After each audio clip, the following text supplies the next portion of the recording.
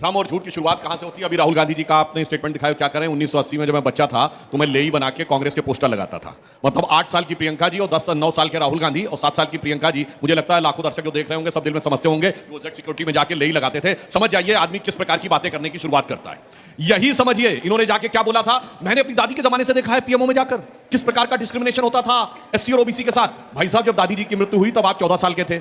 अब ये 11, 12, 13 साल की उम्र में आप पीएमओ में जाते कैसे थे? वो अधिकारी आपको दिखाते कैसे थे?